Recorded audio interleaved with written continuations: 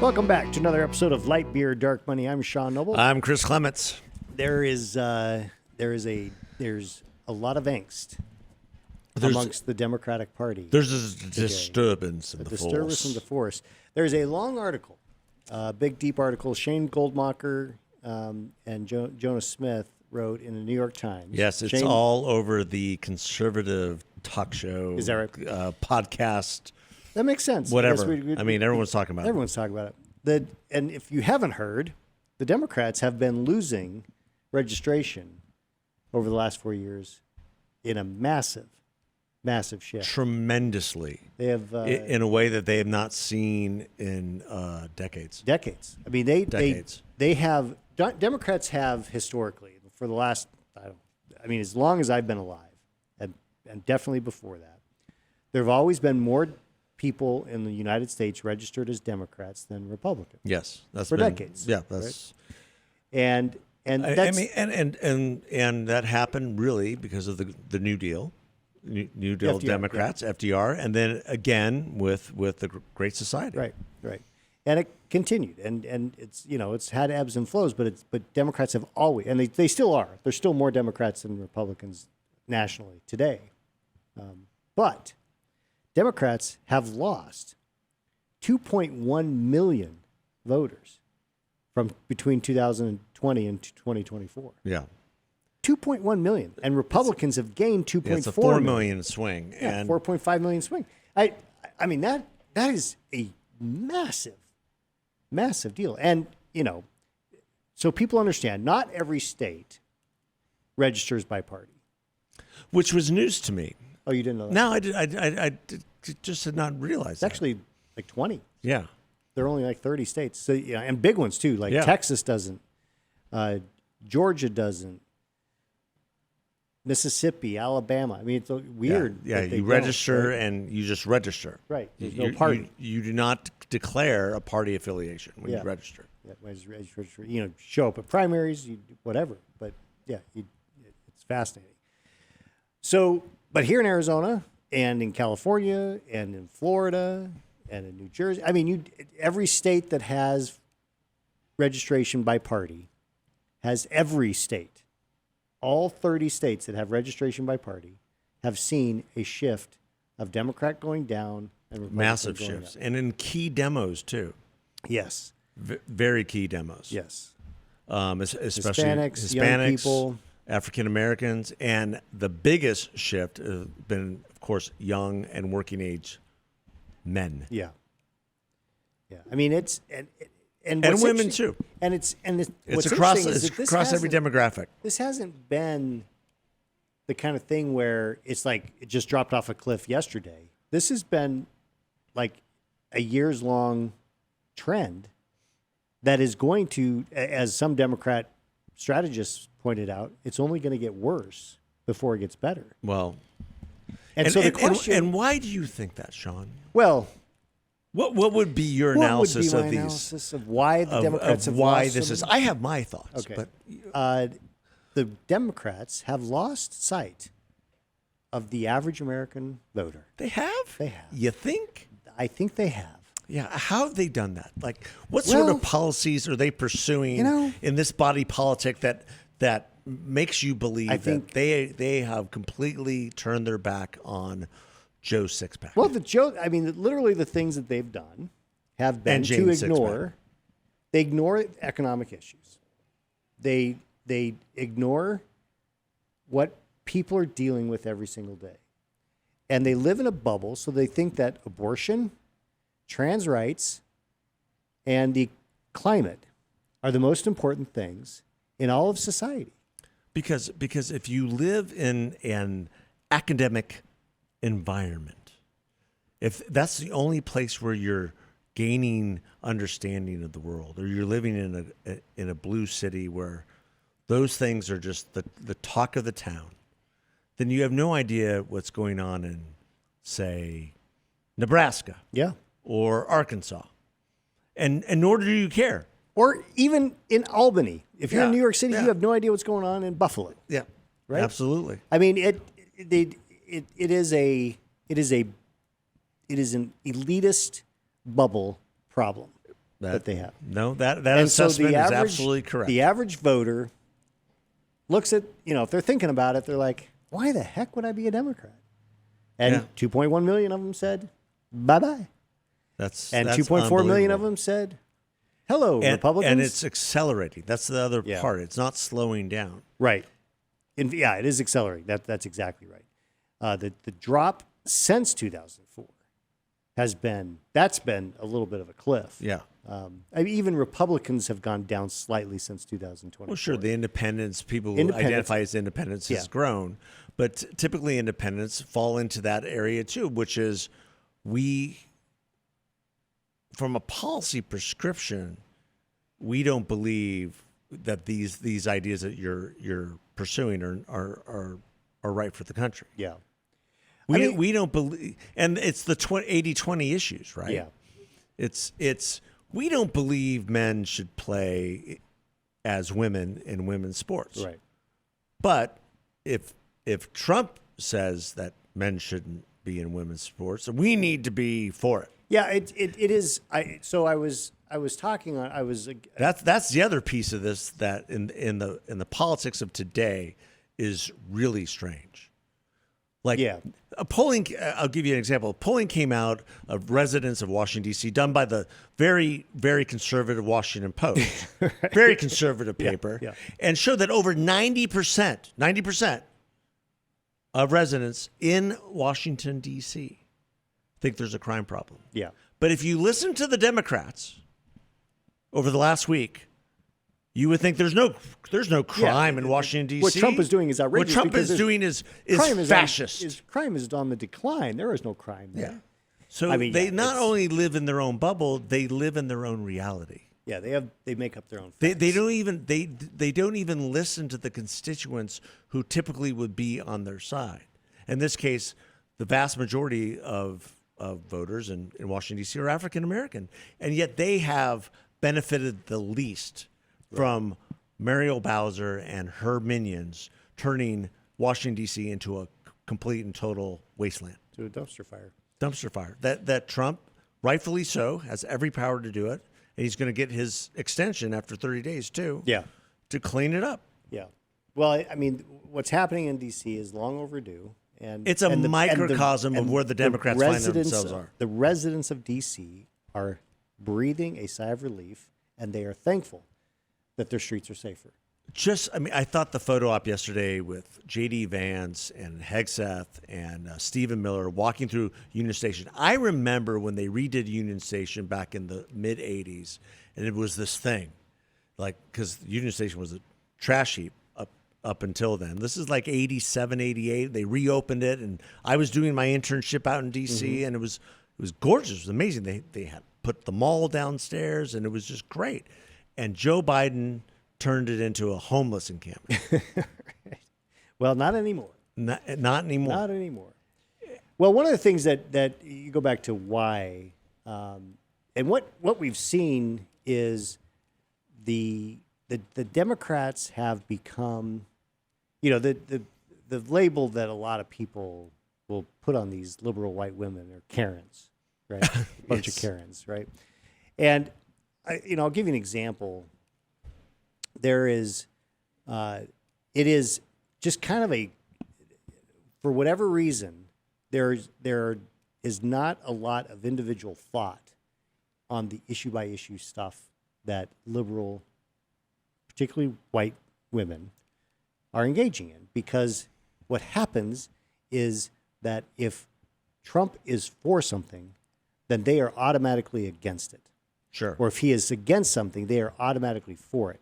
So liberal white women with children, with daughters, will put a stake in the ground saying we absolutely must have trans rights without thinking at all about what that actually means for their daughters. Yeah. If their daughters are involved in sports, their daughters have, are in PE, if their daughters go to the bathroom. These are all things that there are consequences to this position, which they don't think about because all they know is that they have to be liked by their peers. And if they don't toe the line, they get thrown out of the club. Oh, well, that's an interesting perspective. You think that carries on to things like the border and crime? It carries on to everything, but Yeah. I use the trans issue because that's the one that is going to the chickens are going to come home to roost in a way that a lot of people don't recognize. Oh, wow. If we don't fix this, for those places where men are going to be allowed to play in women's sports and go into women's restrooms and go into women's safe spaces,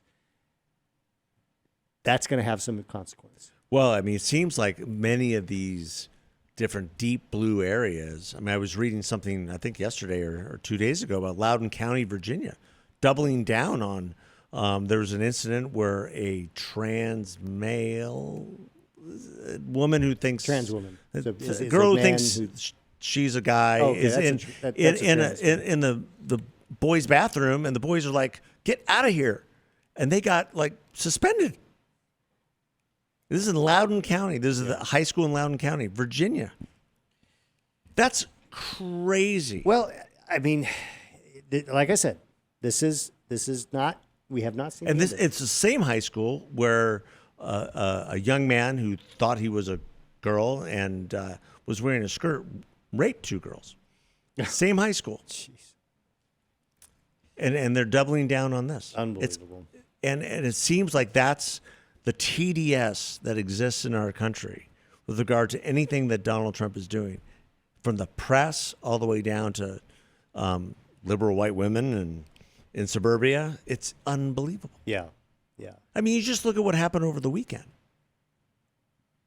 with Trump and Putin. Right. You know, I talked about it the other day on my solo podcast from the cave, but the red carpet treatment that Putin got as a head of state in Alaska, which is part of America, Right. ladies and gentlemen. Maybe you would think it was part of Russia the other day, but only Sarah Palin could see Russia from her home. Right. But if you look at the map, it's not at all impossible.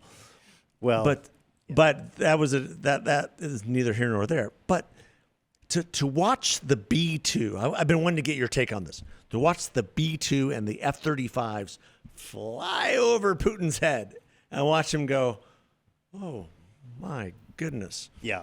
No, I thought that sent a strong message Now because that B-2 is very close to Russia, oh yeah, flying in Alaska. oh Right? completely. A lot of things that B-2 can do. Oh yes, that without Vladimir you even Putin- knowing it, that doing Vladimir it. Putin cannot do, No, which is pretty awesome. yeah. Yeah. I think that Well, you had the meltdown over the weekend, and then you had all this incredible diplomacy happening on Monday. Yeah. I mean, Putin's still saber rattling; he's still launching his drone Look, attacks. it's- But at the end of the day, he's going to need. You got to believe, barring the massive sanctions that we have on the table, he needs economic development. He needs to back off this war. he will. And I mean, he's going to. I mean, the data is there. Yeah. And I thought that it was, I mean, talk about a shift in just kind of a paradigm shift when you have all these European leaders sitting in front of the Resolute desk and the president in the Oval Office. That was pretty powerful. Well, I think I said that this is what leadership looks like. Yeah. This is what should have happened at the beginning. Yeah. But unfortunately, Joe Biden couldn't stand in front of world leaders without, crapping his depends It was like he did on D-Day. not a good thing. Total shift in topic. Okay. I'm just, So do you I think remember- Trump has had a good week. He had, well, and Just- today, despite it what just, everybody thinks. today it just got better. Okay. Because, we talked about this months and months ago, and this maybe now, I don't remember how long ago it was, when the New York Attorney General, Letitia James, went after Trump for this the valuation. Yeah. issues, I think right? I said at the time, I was not a never Trumper or forever Trumper. I was a whatever Trumper. And I really was not monitoring what was going on with a lot of his court cases. This was the one that got me. Yeah, because this wasn't a direct attack on, this was an outrageous attack on business, On free enterprise. on free enterprise. And and just normal people who own property. Can Right. you imagine? I mean, and let me just remind people of how outrageous this case was against Donald Trump. He went to a bank and said, "I have this property that I Not just think any is bank. this worth." Deutsche Bank. Deutsche Bank went to the bank. It's said, not "I like he have went this down to the property- local savings and loan. I have this property that I believe is worth this much, and I want to take a loan out, and I'm going to use this property as collateral." And the bank said, "Okay," and they loaned him money. Well, and they did their due diligence, They too. did their due diligence. They said, "This is what we think it's worth, and this is what we're going to leverage. This is your collateral. This is how much you're going to get. This is what the rates are going to be." And the terms of the loan went on, and he then paid the money back, and He everybody was did? fine. And then Letitia James comes and says, "You inflated the value of your property. You And- committed fraud." And it's like, how is it possible that you could commit fraud when the bank gives you the money Yeah. because they do their due diligence and then you paid the money back? How's that fraud? Yeah. So in order for a case like that to be brought, there needs to be, demonstrable harm. Yeah, like there was someone no harm. needed to be harmed. The bank, this is the argument I've been making. The bank wasn't harmed. No, they got made their money. money back. The city wasn't harmed. The development went forward. Yeah. The building, whatever it was, They got to collect taxes on it, all that. and they collected taxes on those transactions all the way through. So the city wasn't harmed. No. The state wasn't harmed. nobody was harmed. Well, the state, And they yet- get their and yet- taxes as well. She goes after him. He gets convicted. It's a civil fraud. It's not even a jury trial. No. It was a judge appointed Yeah. trial, which was a joke. And then they fine him $465 million, which is just outrageous. $500 million. Which then Governor Kathy Hochul got on the phone to business leaders across New York, say this is just about Trump, not Right, about you. right. Remember that? Yeah, because they were free. They were like, if We're look, just that can't going be him, after I'm- Donald Trump. Right. Like she said the quiet part out loud. Yeah. Well, it got thrown out. The $465 million fraud penalty got tossed. So no longer. Well, is Trump because required to pay this is why it's so outrageous and why business people should be afraid of something like this. Should somebody want to try to do this to you? When you go to the bank, and we had properties in our former business all across the state, and we would loan against those properties, and we would argue for and want the best assessment of those Yeah, properties that we could absolutely. get, so you can get the best favorable terms, so you can do what you want to do for your business. Right. It happens all the time. All the time. So could you imagine the precedent of this? Yeah. Across the country. Oh, you inflated. Your building wasn't worth $10 million. It was only worth $5. Yeah. I mean, it's the same judge who said that Mar-a-Lago was worth like 18 million. No, it was like 14. Was it? Some It was ridiculous. Some ridiculous. insane. Even the land itself was 10 times that. Oh, exactly. I mean, it's just unbelievable. yeah. So it So got tossed. got tossed, and Well, right, good for him. I mean, every business person in New York is breathing a Big sigh of relief, and across the country. Yeah. For sure. Because if you have an asset-based business and you grow by expanding that business through either acquisition or ground up, you're going to go to the bank. They're going to assess But here's your the business as X, and here's you're the thing you're that- going to argue that might be Y. here's the thing that drives me crazy about this though, is that we knew this was bullshit from the beginning. Completely. They knew it was bullshit from the beginning, and they still did it because they knew it would be a distraction. They knew that it could hurt him politically. They knew that he would spend millions and millions of dollars on legal fees. Yep. They still extracted pain. Yep. And that's just absolutely outrageous. I am tired of watching overactive prosecutors go after people for political purposes. And we're going to get into this. We have this former CIA guy that we're going to talk to about it. We have examples here locally of people we're going to talk to where, and this started with Obama. Obama's Justice Department started this war. Yeah, they did. They started going after people, individuals, for political purposes, strictly to just extract pain from political opponents. And it shut them up. Yeah. Yeah.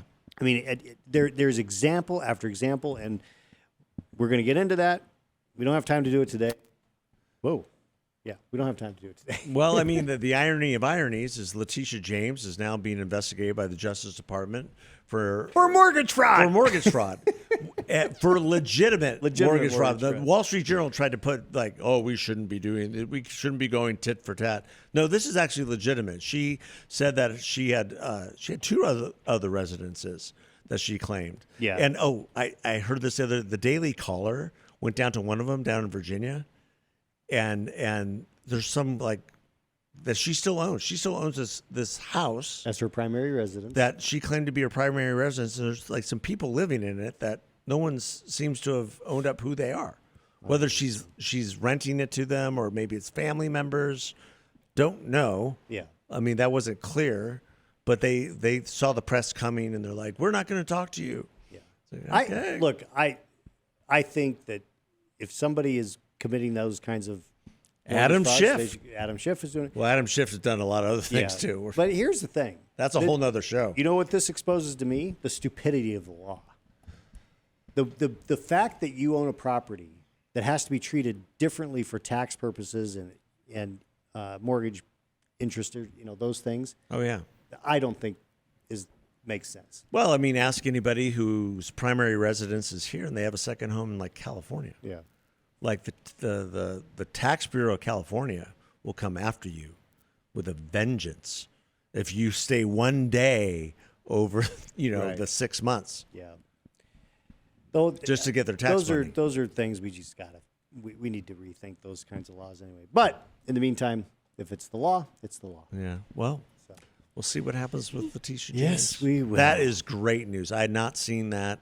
That was the case where I finally started paying attention to all the other lawfare against Trump. Yeah. But that was the one that I understood, just intuitively as a business person. I mean, and as even a homeowner, like when you go to the bank, you want to refinance your home, you're trying to get the best value. Yeah. And you're going to put that value as high as you can and let them tell you what it is. For me, it was the easiest case to understand how outrageous the prosecution was. Like the Stormy Daniels thing, I don't know. I mean, that was very weird that they tried to make that I don't even remember what that was about from the standpoint. Was it a campaign finance, or did they try to do Yeah, that? they tried to get him on campaign finance law. No, they tried to do it was like some type of business thing. Yeah, and that he put it down as business payment or whatever. There was no law but breaking. This one was just such a clear prosecutorial misconduct in my mind that this was the one that I was like, this is nuts. As you point out, the other ones I was like, but this one was just like, I don't know. The just Fannie Willis one down in Georgia, that was pretty ridiculous as well. Yeah, but she was ridiculous. She was ridiculous. She what killed is herself up on with that all one. these prosecutors? I mean, they're all nuts. I don't know. I mean, Speaking ethically, they're all nuts. Did you see this? This is totally off topic. Well, not off topic because it's a prosecutor, but did you see this video of this assistant AG in Rhode Island that was? I don't know if I did.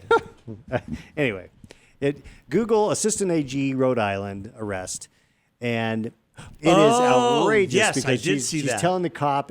The protocol is if I tell you to turn off your body cam, you have to turn off your body cam. Oh, I did see this, and her friend's like, "You gotta listen to her. She's a lawyer. She's a lawyer." And the cop's like, "That's bullshit law." They're both stinking drunk. But they out of their. It is. Yeah, my typical friend arrogance. knows. I'm the AG. things. You're gonna regret this. And it's like, look. What is wrong with people? If you've been asked to leave by a restaurant because you've been disruptive and you don't, and the cops come, and you still resist, doomed. You're doomed. I mean, You're that's doomed. dumb. You are stupid. Well, and I think the cops, rightfully so, are getting more. They're fed up.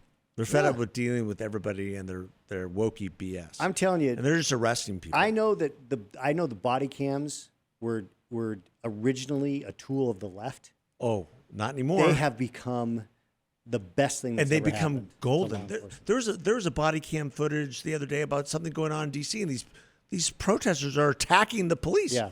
And they just body slammed this guy. Yeah. I mean, I am grateful that we have the ability to hold cops accountable for when they do something Sure. wrong. You should, if they shoot somebody, if they use excessive force, those are all things that are necessary for us to hold them accountable for. But these body cams have also pointed out how stupid many people are when they have an interaction with a police officer. Especially when they've been drinking. Yeah. As the AG of Rhode Island. Yes. The most inconsequential state of the union. The lesson, ladies and gentlemen, don't drink and yell at cops. Yeah, that would be a good lesson. All right. Thanks for listening, And with everybody. that, we'll be back next week. Take care. Thanks for listening. Bye.